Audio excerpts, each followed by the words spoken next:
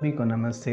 एक भाई ने प्रश्न किया है कि क्या हमें संत महात्मा की तस्वीरों पर ध्यान करना चाहिए या नहीं।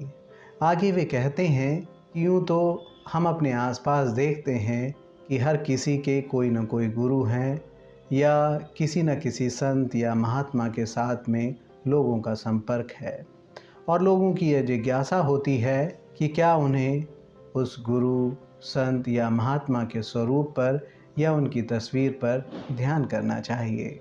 क्योंकि असल में किसके ऊपर ध्यान करना चाहिए या ध्यान कैसा करना चाहिए, उन्हें इस चीज़ का उत्तर नहीं मिलता।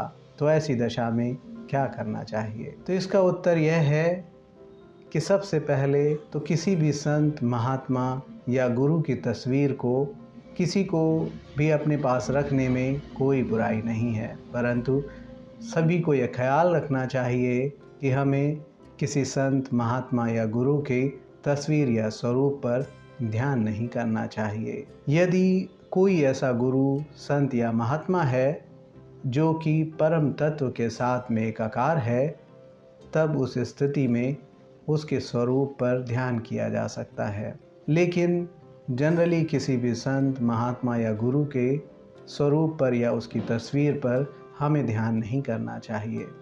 ऐसा इसलिए क्योंकि जब हम ध्यान करते हैं तो एक तरह से ध्यान के समय हम ईश्वर के साथ में संपर्क में होते हैं और हम उस समय ईश्वर के विचार में डूबे होते हैं।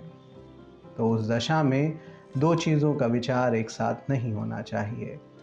ऐसा होने पर शक्ति दो दिशाओं में विभाजित हो जाएगी, अर्थात एक ओर तो संत है और दूसरी ओर ईश्वर जिस पर हम ध्यान कर रहे हैं। तो इस कंडीशन में शक्ति दो अलग अलग भागों की ओर मुड़ जाएगी और मुड़ने से वो शक्ति दो भागों में विभाजित हो जाएगी और हम जिस अभीष्ट लक्ष्य के कारण ध्यान कर रहे हैं उससे हम पूरी तरह से चूक जाएंगे।